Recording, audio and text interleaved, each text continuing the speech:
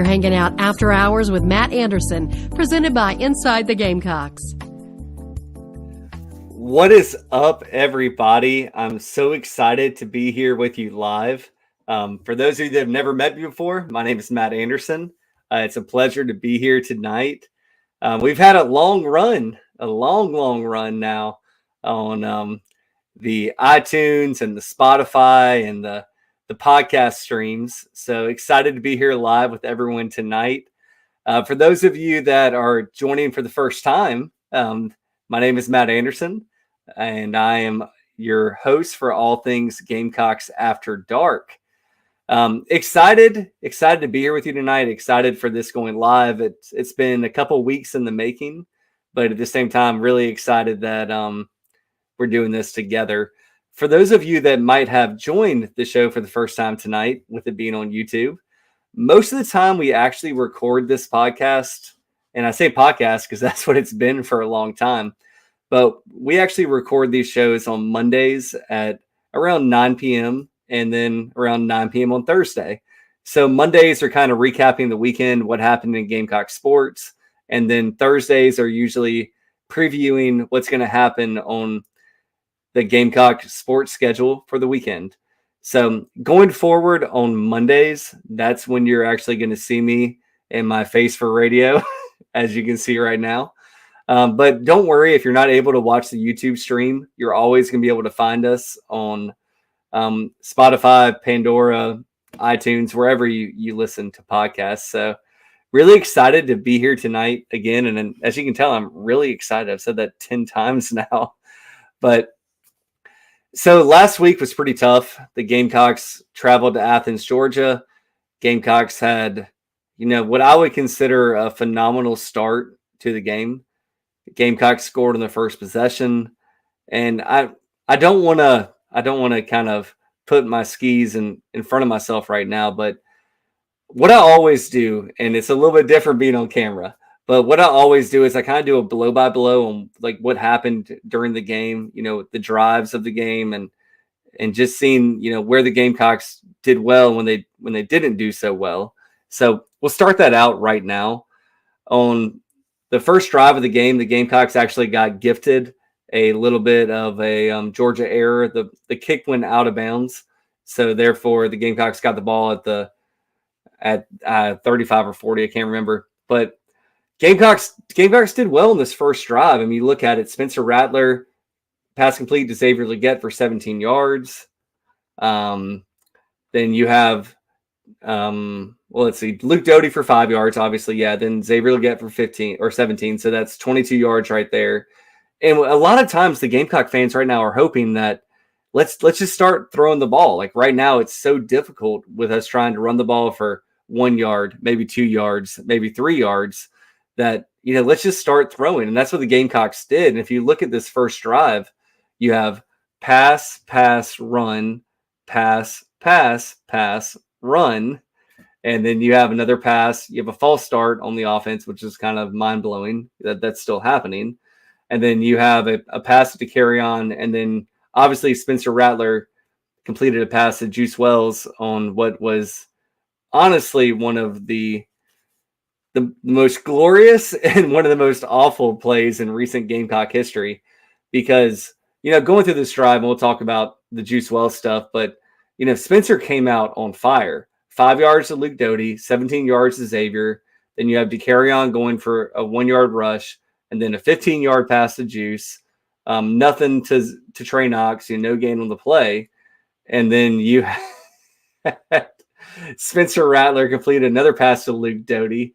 Mario Anderson, with which what I would say was one of the pivotal plays inside that first drive, where it was 3rd and 1, and the Gamecocks just said, "Hey, look, we're going to go after this, and we're going to run the ball. We're going to do something we haven't been able to do all season long." And the Gamecocks went out, and Mario Anderson got 1 yard, and then he got 2 yards, then he got 3 yards, then he ended up with 7 yards. So a lot of the Gamecock fans that you've seen on the message boards right now are getting a little frustrated that it seems to be DeCarrion, Spencer Rattler getting sacked, DeCarrion, where are Mario Anderson and where are DJ Braswell? And I think that was something on the first drive where Mario Anderson got that 7-yard push. He drove his legs the entire time. The offensive lineman got behind him, and it turned a 1 or 2 yard gain into 7 yards. And then, I want to talk about this because I think about this first possession a lot. And Luke Doty was so involved in this series. And, it was a lot of screens. It wasn't really anything crazy down the field. And so I think about it, and I wonder how much Shane Beamer and Dowell Loggins are trying to set up something later in the year, or maybe later in this Georgia game that just didn't come to fruition, for, maybe Luke to throw a pass, or maybe Luke to run the reverse. I mean, you saw Luke kind of wrap around and go around Spencer Rattler on a something other play, and then all of a sudden he runs back out to the left. And if I'm thinking about the correct play, Spencer kind of fakes the throw, the defense kind of moves, and they have to adjust because what's going to happen there? Is Luke Doty going to throw the ball downfield, or is Spencer just doing a fake? And then Spencer goes right back to Luke Doty, and it's a good gain there.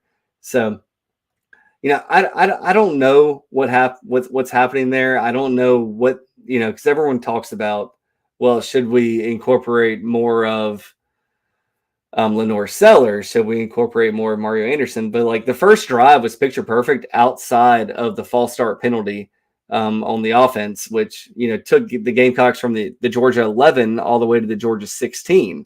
And, and then after that, Spencer's still throwing, and Spencer throws the pass to carry on for a 1 yard loss. And then all of a sudden Juice Wells does Juice Wells things. And that's what was difficult for me, because, you see that and everyone's been wondering, like, when is Juice going to get involved? Like, what is Juice's injury? And nobody really knows what Juice's injury is. I know that it has something to do with his foot, maybe a screw, maybe something in there. But like the coaching staff has been very much saying, look, this is Juice's business. We're not going to reveal anything. And I kind of get why they did it.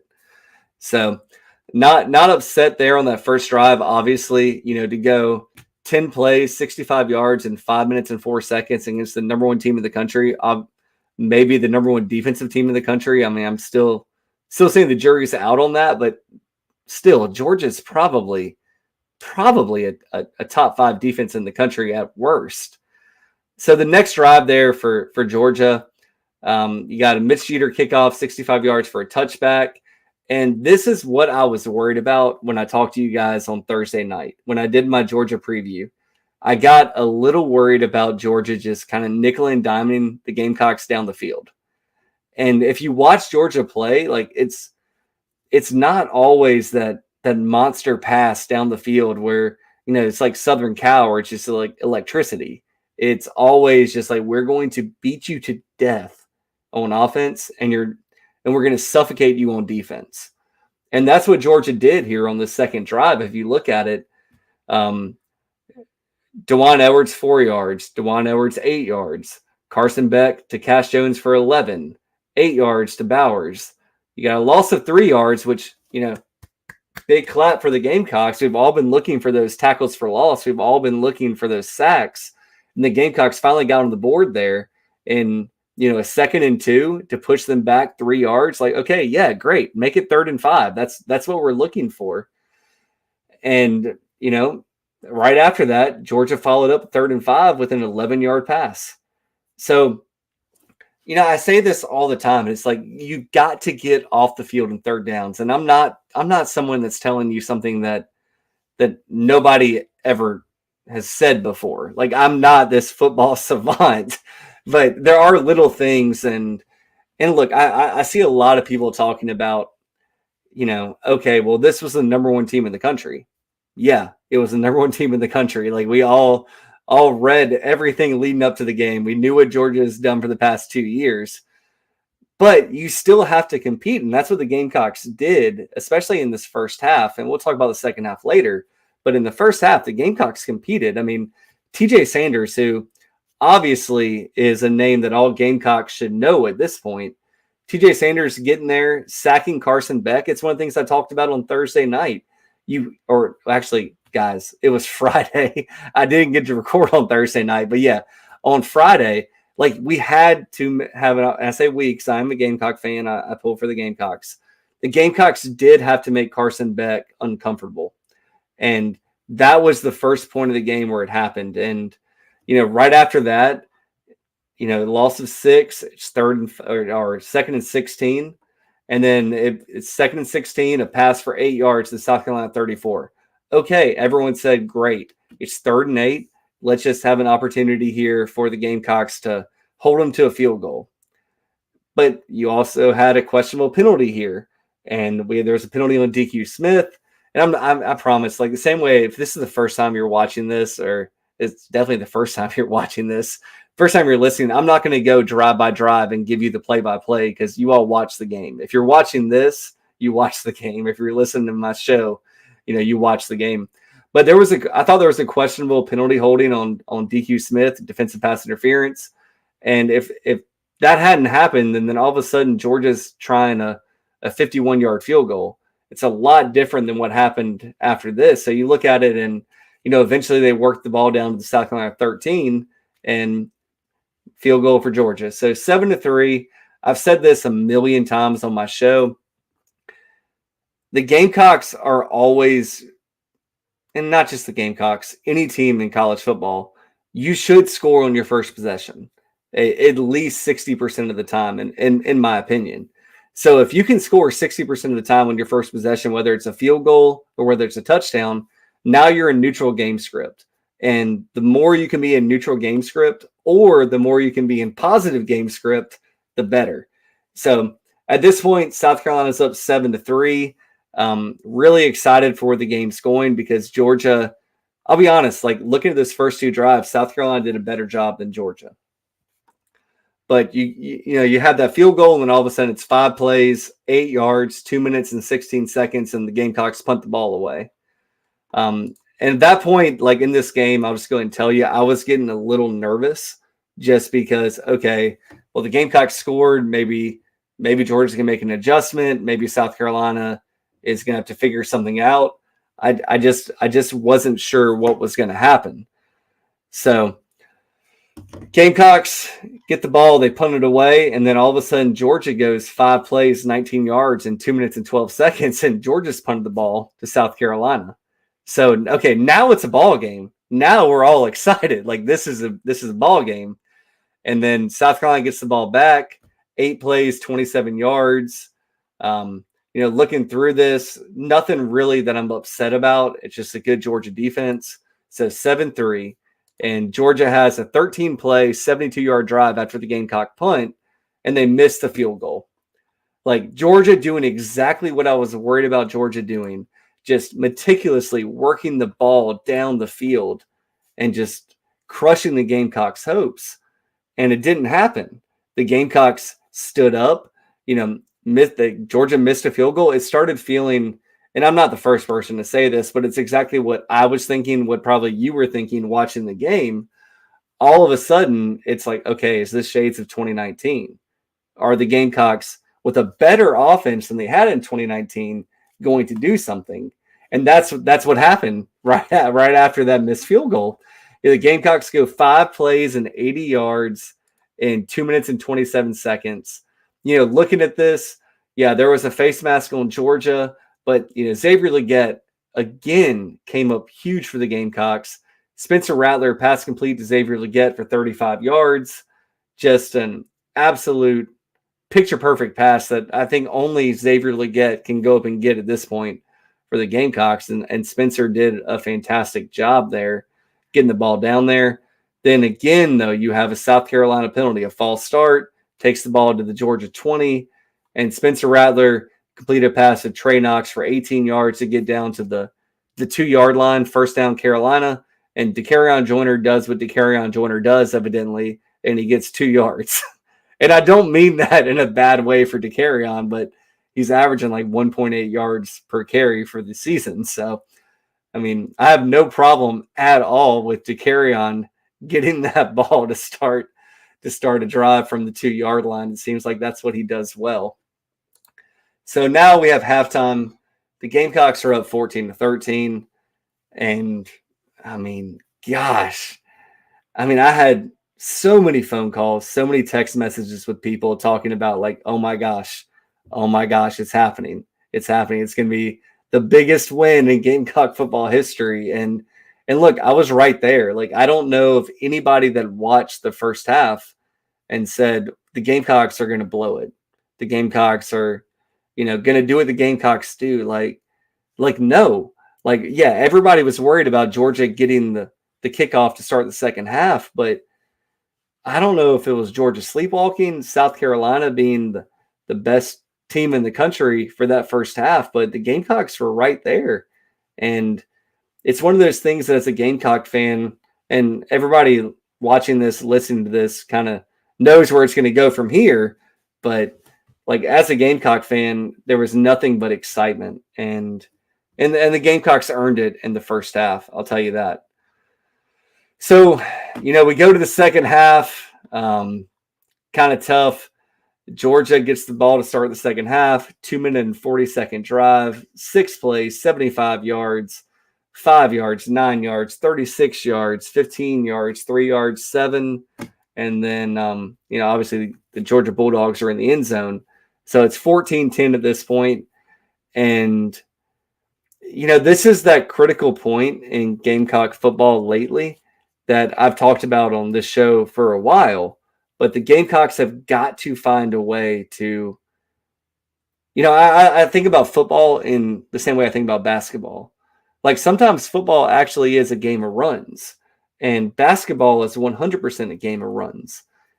For me, playing basketball my entire life, I always said you want the first run of the game, you want the last run of the game, and you want to play them even outside of that. And right now, South Carolina had that first run of the game, and then they did not play Georgia even to start the second half. And they definitely didn't have the last run of the game. So you look at this, and after Georgia made it 14-10, Gamecocks, got the ball. And, looking at this, Gamecocks went, what is it? Let me find my spot here. 3 plays, -4 yards in 1minute and 16 seconds. And this is the kind of thing that has happened way too often in Gamecock sports lately. When you have the opportunity to capitalize or to answer someone else's run, it doesn't seem to happen. And I don't know if this is just a South Carolina curse. I do think that Dowell Loggins is a better offensive coordinator than what the Gamecocks have had for, the better part of 6 years, since Spurrier. So maybe we're going back 9 years. Dowell Loggins is a good offensive coordinator. A good offensive coordinator doesn't score 14 points in the first half on the number one team in the country without being a good offensive coordinator. But like to have 3 plays for -4 yards, and let's look at it, because a lot of Gamecock fans right now are talking about, okay, well, why are we running the ball on first down? Like, why is that happening? We're not successful, so why are we doing it? Well, DeCarrion Joyner started this, and it was from the South Carolina 8. And I guess if we should talk about this right now, this is probably a point in the game when the Gamecocks, I don't know, like you're inside your own 10-yard line. And what are you doing here? But so all of a sudden, DeCarrion Joyner no run for no gain. So it's still at South Carolina 8. And then Spencer gets sacked for a loss of 4 yards in the South Carolina 4. And we're looking at 3rd and 14. And what is Spencer going to do when the entire Georgia defense, all 11 guys, are going to just bull rush the offensive line? So obviously it was an incomplete pass. Kai Kroger, punts for 45 yards, but Georgia gets the ball at the South Carolina 49. So obviously not ideal, especially when, Georgia's trying to take the momentum. And then Georgia does exactly that. You have a pass for 12 yards, a run for 3 yards, a pass for 6 yards, a run for 3 yards for 8 yards, and then a 14-yard completion for first down and then a 3-yard run. So all of a sudden, Georgia's up 14-7 now. Gamecocks were just, not that great in the second half. I wish I had a different way to explain it, but you all saw it. It was almost like the Gamecocks just, once Juice Wells went down and once they just couldn't establish a running game, it was pretty clear, what was going to happen. So South Carolina had opportunities, though, in the second half. Georgia missed field goal, Gamecock punt. Georgia touchdown, made it 24-14. South Carolina turns the ball over on downs. Punt for Georgia, interception. At that point, it's 24-14. Spencer threw that interception with 4 minutes and 1 second left in the game. And, I've seen people talk about, the different impact points of the game. Obviously, Spencer taking a sack. You have Xavier Leggett, not fair catching a kickoff. You have, I think it was Trey Knox dropping, and then Spencer taking a sack. So you have those three things. And then, at the end of the game, Georgia punted it and another interception for the Gamecocks. It was just pretty tough. I mean, you recap this game, and to me, capitalizing on UGA's mistakes, South Carolina beat Georgia in the first half. 100%, they beat Georgia in the first half. The second half, I don't know if it's necessarily an adjustment thing. I feel like South Carolina probably felt pretty good about their game plan, especially coming in to the second half, because Georgia wasn't able to get much done.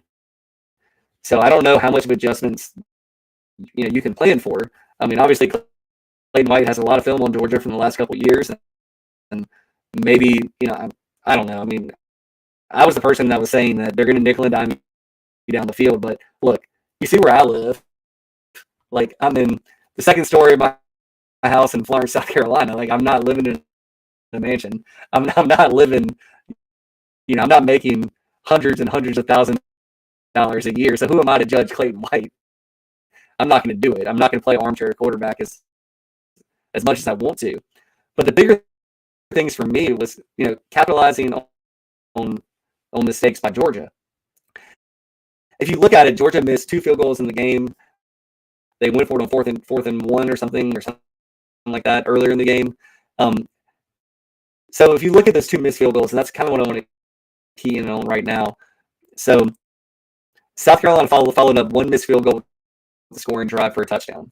So that missed field goal and the Gamecock touchdown made it 14-3. If Georgia had made that field goal, all of a sudden it's 7-6, and what's going to happen at that point? Now it's a totally different game. It's a 1-score game. So what happens? But the next missed field goal would have made it Georgia 20, South Carolina 14. So you have that missed field goal, and all of a sudden South Carolina goes 0 yards on 3 plays and punts it back to Georgia. And if you look at it from a different standpoint, if South Carolina could have found a way to get 3 points there, just 3 points, all of a sudden it's a tie game instead of 17-14 and 17-17, and that's a 1-possession game. That's a much different game. And look, I'm more saying this because I expect all of you to know this. I'm not saying that I'm the savant that knows something, and the Gamecock coaching staff knows this. But you had at that point you had to find a way to slow momentum. And when I'm looking back at that point, and if you guys bear with me for a second, so you have a missed field goal when it's 17-14 Georgia, and then the next possession, it's just tough because it's 3 plays. DeCarrion Joyner run for no gain. Spencer Rattler incomplete pass. Spencer Rattler incomplete pass. And then you have a Kai Kroger punt for 36 yards. You guys get that because the very next possession, Georgia scored a touchdown. So now it's 24-14. So obviously that hurt. Another thing I want to talk about is just cutting down on penalties. Carolina was called for 11 penalties in the game, and that accounted for 73 penalty yards. Georgia had 6 penalties for 43 yards.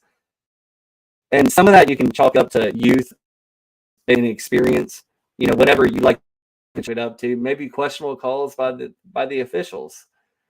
But that's a big difference. 11 versus 6, and a difference of 30 yards in the game, and sometimes in crucial parts of the game. Turnovers. South Carolina lost the turnover battle. Georgia forced 2 interceptions, and South Carolina forced 0 turnovers. And I'm not the person that's going to come here and tell you that Spencer, put the ball in jeopardy, because Spencer was pretty daggum good for a large portion of the first half and into the second half. But when the Gamecocks were down by 10 points and you have no run game, what the heck else do you expect Spencer to do? I expect Spencer to be a gunslinger. I expect him to try and, will his team to victory. And I've talked about this a lot. I mean, Spencer has an arm that is touched by the gods. I don't know of a quarterback that has more arm talent in the SEC, in the nation, than Spencer Rattler. And I'm finally excited that his processor is getting there, because I've always thought Spencer had the ability to do it.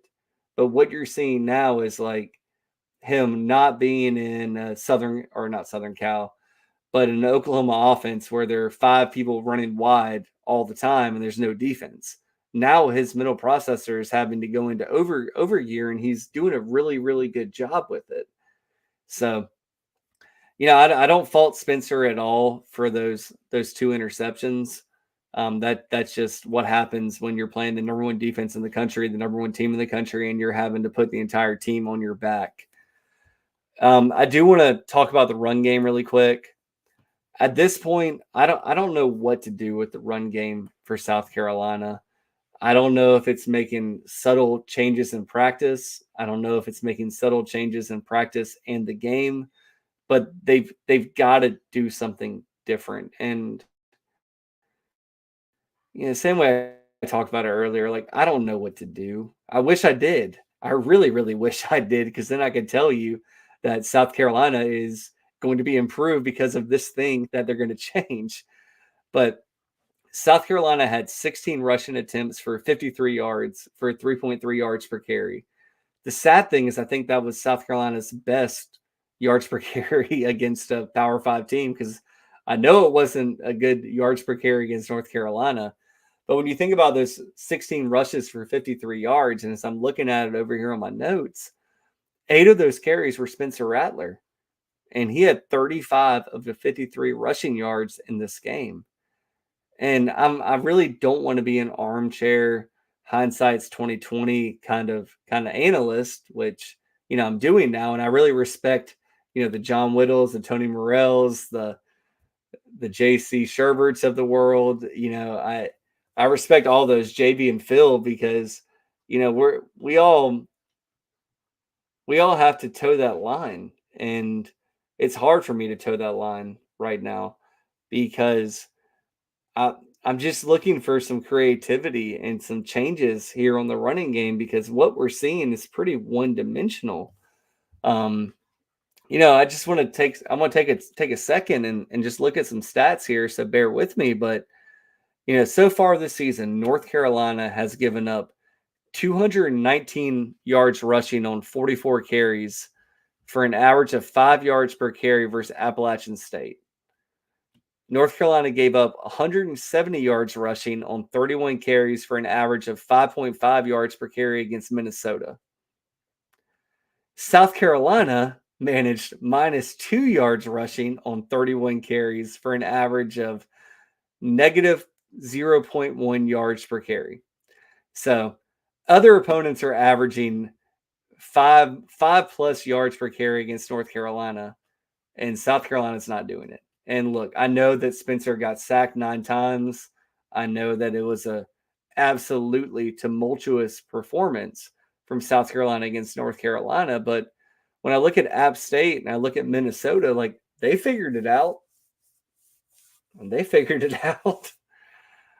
Furman's given up, 86 yards on 31 carries for an average of 2.8 yards to Tennessee Tech. They gave up 160 yards on 40 carries for an average of 4 yards per carry to Kennesaw State. South Carolina managed 108 yards rushing on 39 carries for an average of 2.8 yards per carry.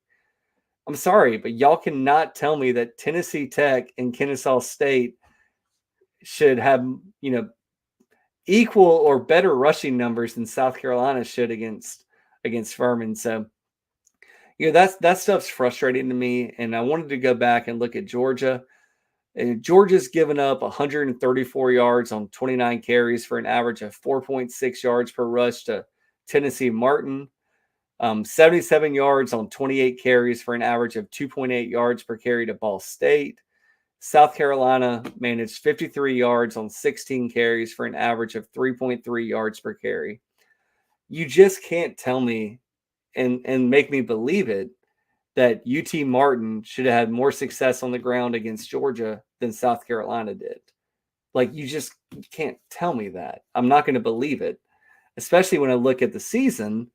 And South Carolina has 86 carries for 159 yards for an average of 1.8 yards per carry. 1.8 yards per carry. DeCarrion Joyner has 28 carries for 75 yards for an average of 2.7 yards per carry. Mario Anderson, yeah, I get it. It's a small sample size. 8 carries for 41 yards for an average of 5.1 yards per carry. Look, something has to give. I don't know what it is, but something has to give. Like, they have to find a way to run the ball. They just have to. So, looking at that, I mean, just kind of recapping it, Gamecocks, they got to capitalize on opponents' mistakes. They got to cut down the penalties. I think at this point with the offensive line, the Gamecocks have to win the turnover battle each and every game. And look, think about it with this game in particular. I said it. Almost everything had to go right for the Gamecocks to win this game against Georgia. The Gamecocks probably needed to force, some turnovers.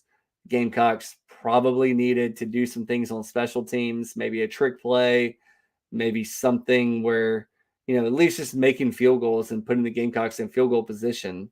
And then they had to have explosive plays downfield. And I just don't know, where did the Gamecocks succeed there? They didn't test Georgia with any special teams or trick plays on offense. I didn't see Lenore Sellers or Luke Doty do anything to kind of, potentially spark the offense in the second half. I really did think in the second half that was the time for a fake punt, a fake field goal, just something to make Georgia not just play 11 on 11. And that's what happened. Georgia just played, 11 on 11 football there. And the Gamecocks were never going to beat Georgia playing 11 on 11 football in the second half. That just wasn't going to happen. So the Gamecocks did get some explosive plays downfield. I'm not going to deny that. I was really excited for the Gamecocks and what they were able to do. I think that, going forward, that shows a lot of progress and, things that can happen. But I mean, I guess, looking at my notes here, let's just talk about Juice Wells. I have no idea what to expect with Juice Wells. I don't know if he's going to be back next game. I don't know if he's going to be back this season. I don't know if he's going to be back in 2 games. Like, I just don't know. They've kept that really secretive, and I don't know. Spencer Rattler, I wouldn't trade him for any quarterback in the country right now. I think that, for the Gamecocks to win games this year, and I think they will win games, and we'll talk about that later, Spencer's going to have to continue being Spencer. He's just a phenomenal player that does a lot for the Gamecocks. Xavier Legette, what can you say about that kid? I mean, Georgia was double teaming him, and he's still got like 75, 77 yards receiving. He's a freak of nature, and he's going to continue to be a freak of nature. Omega Blake kind of had his coming out party. Luke Doty, I still think that, when you talk about Luke, he's going to be a guy that is going to be involved in the offense going forward, and excited for Luke. The running backs, we talked about it a little bit ago. And I'm going to lean on JC Sherbert, who is a good friend of mine, someone I respect a lot. I do think that, Mario Anderson might need to be that guy that rushes the ball inside the 20s. And then when you get in the red zone, perhaps it's DeCarrion. I think that DJ Braswell needs to get some more opportunities. I think that he has something on offense that you just can't teach. I think he's a guy that has some speed where if you get him a crease and you get him more experience, good things will happen. Juju, I don't know about Juju. Good player. I mean, I think, an excellent kind of punt returner, what have you, but Juju has got to get in space to be effective. He's never going to be a between the tackles runner. He just can't take 20 tackles or 20 rushes and getting hit 20 times in the game. I don't think I heard this on JC's podcast earlier today and Phil and JB. I don't think that Juju's a guy that you can just put in slot receiver. I don't. I mean, same reason everyone said, well, just make DeCarrion a wide receiver or make DeCarrion a running back or make DeCarrion a defensive back. I mean, you kind of are what you are at this point is my kind of take on it. So I wouldn't move Juju. I think you just got to find ways to make Juju effective. I don't know what's going to happen with the tight ends. I mean, Trey Knox and Joshua Simon are guys that I think that should be more involved. They really haven't been involved at this point. Trey Knox has had some drops. I don't know what the answer is for Trey. I mean, it's kind of uncharacteristic of Trey. He's always been like a sure-handed guy. He's always been a guy that, can make the block, but right now he's not making the block. So Joshua Simon had some catches recently. He's a guy that I heard a lot of great things about in the offseason. So I'm excited to see what happens with him. Offensive line, I mean, golly. Big Tree is the answer at left tackle if he plays like he did against Georgia the rest of the season. PFF gave him like a 90+ grade or something like that. So be excited to watch Big Tree kind of grow. Sidney Fugar, whatever his name is. I mean, I had high hopes for him. I don't know if Jackson Hughes gets back in the mix, but right now it might be a mental thing. It might be a speed of play. I don't know, but right now I just can't see him being the answer long term. And we'll talk about this a little bit later, but maybe there'll be some shakeups. I don't know. Defensive line, TJ Sanders obviously had a fantastic game. Other defensive tackles, I mean, Alex Huntley and Tonka Hemingway, I know that, we all had high hopes for them, and I think they're doing their job for the most part. But I don't know. I mean, Clayton White's never forced a lot of tackles for loss. He's never forced a lot of sacks. I don't know what they're being asked to do. I know that they're talented players. And, if you look on the Big Spur, there are some posters that are pretty good at looking at, different kinds of film and just trying to figure out what people are trying to do. And they all say that the defensive line's performing pretty well. I'm not a defensive line expert. You'll have to lean on JC Sherbert there. For my money, I think that JC Sherbert's the best defensive line analyst that I've ever met and ever read, work from, all that kind of stuff. So ask JC about the defensive line. Linebackers, Debo Williams, I mean, he's a heat-seeking missile. He's a guy that I love watching play. I'm excited to watch his career develop. Stone Blanton, Stone's a guy that, he might not be the fastest. He might not be the quickest to diagnose plays, but he's a really good player, and he's being asked to play a lot of snaps right now. I think that, just looking at the snaps from last game, you did see Pup Howard come in for a little bit. So maybe Pup can spell him a little bit. I think that, the sooner the Gamecock staff can find a way to get Pup Howard on the field at, maybe an edge, defensive end, linebacker, outside linebacker, middle linebacker, like just get him on the field. I don't care where. I think it's going to be pretty good. Secondary, I had no issues with the secondary at all. I thought that they largely played a great game. Special teams, not really much to judge them on. I kind of want to pull this up really quick. I don't know what Kai Kroger did punting. I just know that I've been a little curious about Kai to start the season, but Kai Kroger had 5 punts for an average of 5 punts, 189 yards, and an average of 37.8 yards per punt. He did put 3 inside the Georgia 20-yard line, 3 of his 5, so that's 60%. So far this year, he's averaging 43.5 yards per punt with a long of 60. I mean, I don't know. I mean, he's looking, I guess, okay. And I think that Kai is kind of the scapegoat right now for a lot of Gamecock fans that are looking for a reason to get angry. But looking at the rest of the season outlook, obviously you have Mississippi State this weekend, 7:30 p.m. sellout game in Williams-Brice Stadium under the lights. It's a pretty pivotal game for South Carolina, and we'll talk about more of this game on the Thursday night show. But the Bulldogs are 2-1 on the season. Gamecocks are 1-2. Mississippi State Bulldog fans are not happy with their season so far. If you look on their message board, there's a lot of Bulldog fans that kind of feel like the Gamecocks are going to blow Mississippi State out.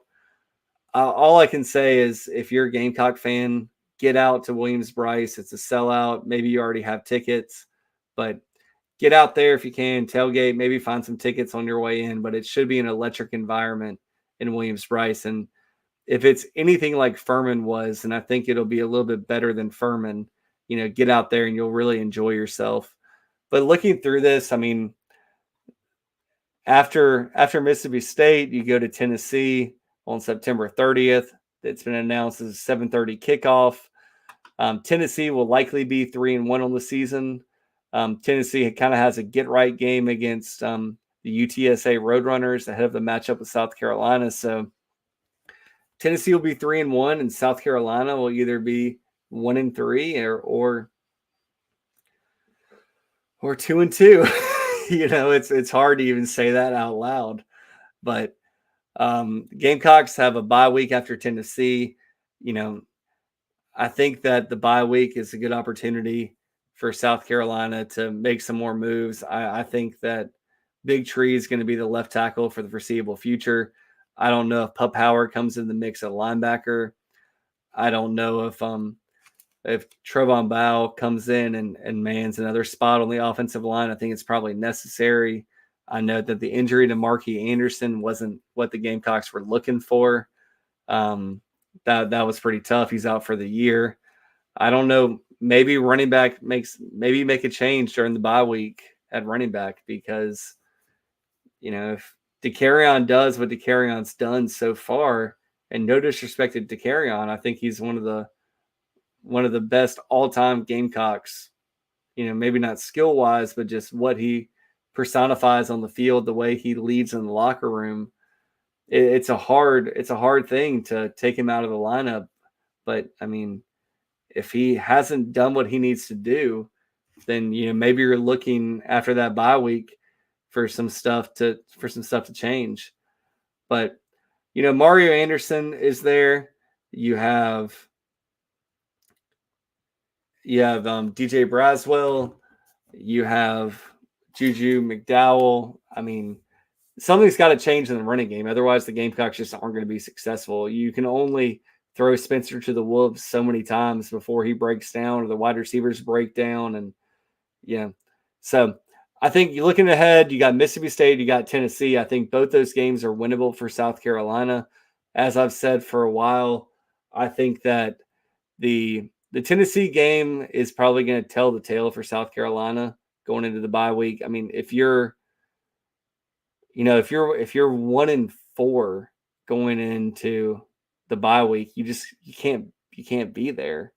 Like, you got to find a way to win one out of these two games, preferably each of these games, to get yourself to 3-2 going into the bye week. Then you got Florida, you got Missouri, you got Texas A&M, Jacksonville State, Vanderbilt, Kentucky, and then Clemson. So Gamecocks still have a lot on the table. And I feel like I've been doom and gloom for the last couple minutes on this show, but the Gamecocks still have a lot to play for. I mean, Mississippi State, the Gamecocks have to win that. I think that going into Rocky Top and sending a message, I don't think, especially watching that Tennessee Florida game and just seeing, the deficiencies that Tennessee has that we've kind of talked about on the show. I think their defense is pretty elite. I think Florida's defense is pretty elite, but I don't think either offense is very good. So I would rather play a bad offense right now if I'm South Carolina than play a really good defense.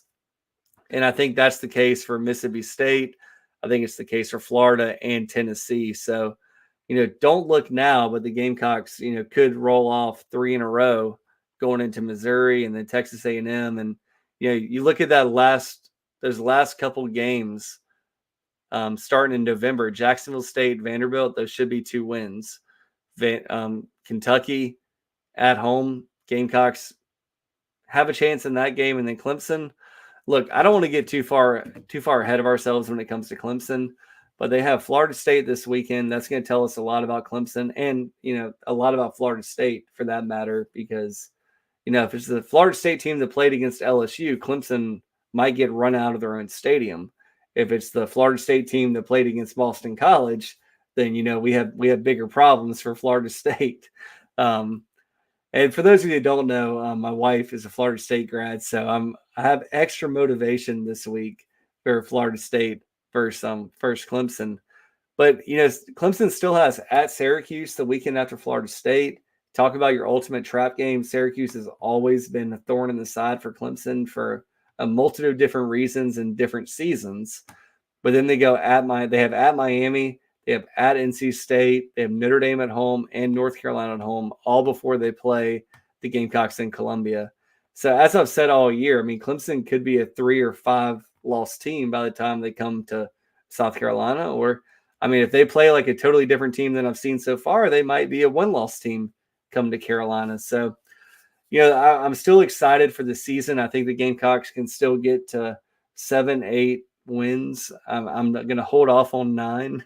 I feel like I should hold off on 9 right now, but 7 or 8 wins. And then I think that you're going to have a big moment there in Columbia when the Tigers come to play the Gamecocks, and we're looking for the Gamecocks to get 2 in a row there. But look, we're coming up on almost 50 minutes now. I just want to say, anybody that's joined tonight, anybody that's been a part of this ride with me for the last 20-something podcast and now coming to YouTube, I'm so excited to share this time with you guys. I hope next time y'all put some more comments in there, because I didn't get any comments, and I'd love to have conversations with all of you. But for those of you that don't know, you can reach me at the late night Gamecock show at gmail.com or on the bigspur.com. Under the message boards, you can find me. My username is Matt Anderson. I'm always around to talk to you guys and have a good time. And let's make this Monday something fun. I know that coming off a loss to Georgia, not that much fun, but let's get excited for Mississippi State game. If you guys are going to be at the game, I'll be at the game. So hit me up on the Big Spur on Late Night Gamecock Show, and we'll try and meet up either during the tailgate time or maybe during halftime or right before the game. I'd love to meet all you guys. And if you haven't subscribed to the Big Spur, go subscribe to the Big Spur. You're not going to find any better content. I mean, if you guys are hanging out with me at 9:49 on a Monday night, then you guys are really looking for some Gamecock sports news and conversation. The Big Spur is 24/7. So anytime you go on the Big Spur, you're going to be able to read threads. You're going to be able to have a good time with folks there. Obviously, if you haven't already downloaded the Chief Sports Network app, go ahead. That's where you're going to find all of these shows like mine, like JB, Phil, and JC. You're going to find the JC and oh my gosh, Mike Morgan show. Blanking on, there's so many shows I can't keep track of them. So make sure you log on to the Chief Sports Network and get all this stuff live. I think Phil Kornblut has some live stuff there now. So just really excited to spend this time with you guys. And I appreciate all of you giving me the most valuable thing you have, which is your time. and I will talk to you Thursday night. Have a good one.